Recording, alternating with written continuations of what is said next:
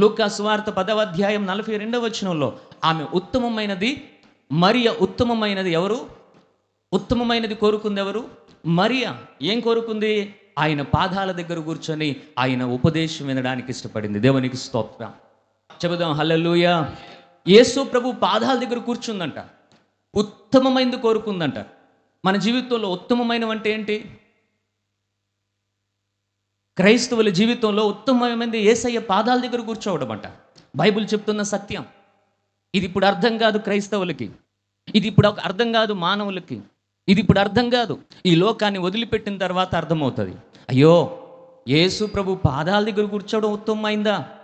నేను అది చేయలేక అన్నీ చేసేసానే, అది చేయలేక నేను అన్నీ చేసేసానే ధనవంతుడిలాగా అప్పుడు బాధపడాల్సి వస్తుంది, అప్పుడు ఏడవాల్సి వస్తుంది, అప్పుడు కన్నీళ్లు కార్చాల్సి వస్తుంది.